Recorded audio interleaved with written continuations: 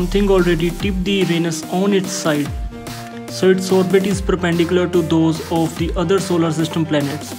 It probably smells terrible. And now scientists have discovered that the atmosphere of Uranus is leaking out into space. Hidden in the data from Voyager 2's historic 1986 encounter with the ice planet, and undiscovered until now, was the presence of plasmoid, a pocket of atmospheric material being funneled away from Uranus by the planet's magnetic field. It is the first time a plasmoid has been spotted in connection with an ice giant, and it doesn't just show us that Uranus' atmosphere is leaking. It is also revealing some of the dynamics of this planet's peculiar twisted magnetic field.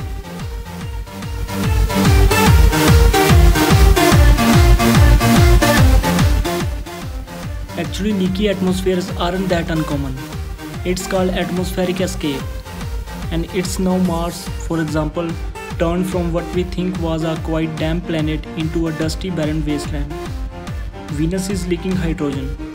Jupiter's moon Io and Saturn's moon Titan are leaking. Even Earth is losing about 90 tons of atmospheric material a day.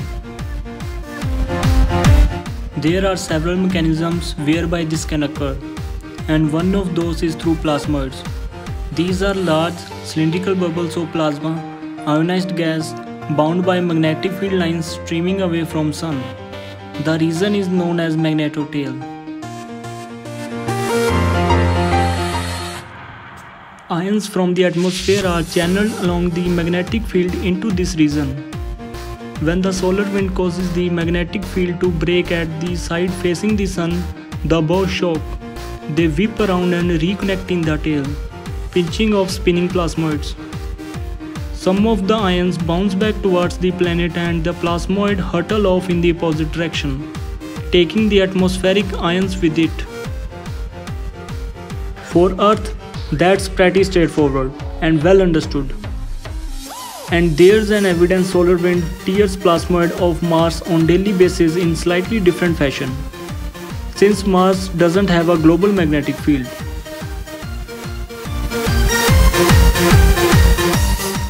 Earth's magnetic field is more or less consistent with the planet's orientation. Uranus is all twisted sideways, with magnetic poles angled 59 degrees away from the geographic poles, and it is not even centered. If you were to draw a line between those two poles, it would miss the center of Uranus by a quite large distance.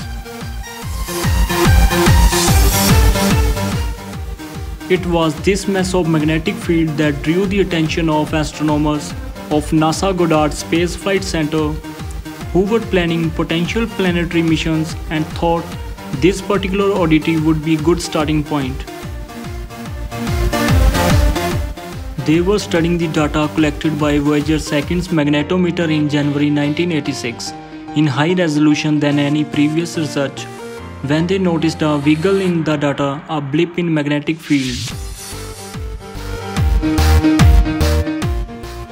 They processed the data and came to the conclusion that even though Uranus has weirdly skewed, wobbly magnetic field, that blip did indeed represent a plasmoid roughly 204,000 kilometers in length, 4 lakh kilometers across, likely full of ionized hydrogen, moving away from the planet. And this reveals some new information about that magnetic field. According to researchers' analysis, it shows that Uranus' magnetic field reconnects at the tail, like Earth's. It also suggests that internal forces play a role in planet's magnetic dynamics.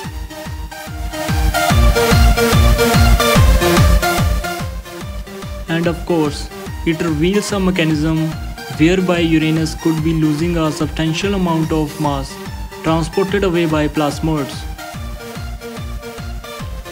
The Voyager's data used for this analysis is over 2 decades old, so the researchers suggest the best way to find out more is to send another probe to check it all out, in order to definitely determine the relative contribution of planetary rotation and solar wind forcing in driving global plasma dynamics. new in situ measurements will be necessary. Until then, the enigmatic ice giant magnetosphere awaits further exploration.